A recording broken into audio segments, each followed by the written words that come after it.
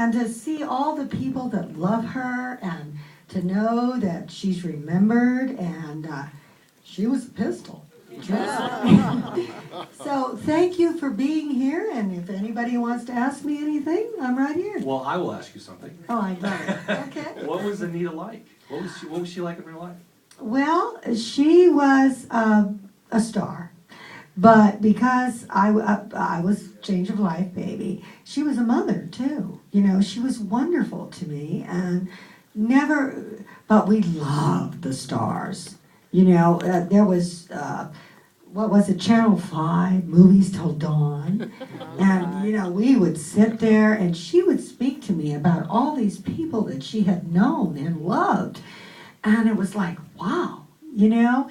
And I guess a little bit of that has stuck with me because I love the film industry and movie stars, but the 20s, the 30s, and the 40s, I tell you, you know, that's what I love, you know. Well, when your mother first came to Hollywood in the 20s, she had contract offers from both Paramount and MGM. Did she ever tell you why she decided to go to MGM? Oh, totally. Because MGM built female stars. And that was her goal. You know, she really wanted MGM because, as we look back in Hollywood history, MGM is the one studio that really, really produced beautiful female stars. And did she consider Our Dancing Daughters her big break? Kind of. I'm not really sure because actually she had gone to Hollywood as a young person.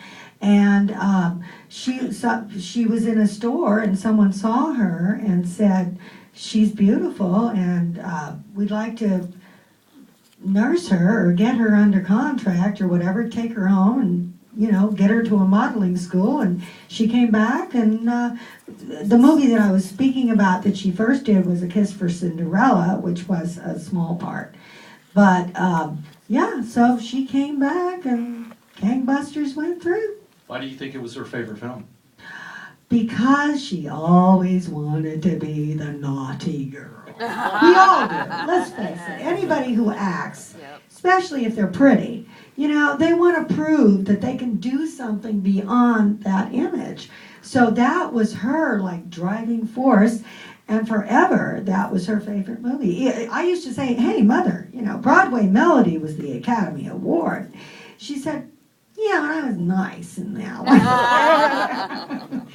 So anyway, that is why this film is so special to her. And well, tell us about her relationship with her on-screen co-star, Joan Crawford. Oh, well, actually, they were friends. Initially, they were very good friends. They'd go out and you know, dance. I guess in that era, everybody danced. You know, sorry about the pun for the movie, but they did. And she and Joan were great friends, but Joan was a little bit older, a little bit more sophisticated. And my mother's mother, which would be my grandmother, kind of said, don't want you so much at the sophisticated crowd, because at that point in my mother's life, she was 17 years old. So it wasn't until 1929 that, you know, she was legal. What can I say? And did she remain in contact with Joan after she retired, after Anita retired? I don't know. That I don't know, because most of her career, when she married my father, she became a naval wife. And so I heard about all this stuff later. I wasn't there present, but she did like Joan. And she said, well, you know, I just really wish that, you know, Grandmama, which was my mother's mother, you know, we could have been better friends. But there you go. But Marion Davies was my mother's best friend. Oh, wow. Now, let me ask you this question. Is it true that Benito Mussolini was obsessed with your mother? Oh, yeah. Oh, yeah. He wrote letters over and over, and my grandmother wrote back. What in the world did she say? That I don't know.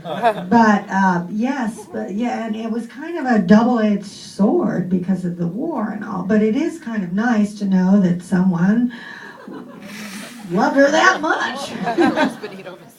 At least it wasn't Hitler. Did he?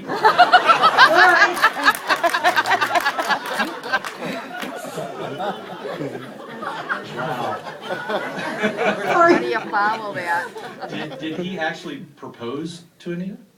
No, not that I know of. I don't believe they ever met. But like I said, the fan mail did come in. And one of the other things that was very special was that my mother's fan mail was second only to Greta Garbo's at one time. Wow. Yeah, that was like... And Mother really liked Garbo. I don't believe they ever met, but she liked Garbo. So she was, she was she was ascending to be a really big star, and yet she left relatively very early. She left Hollywood. Why did she leave so early?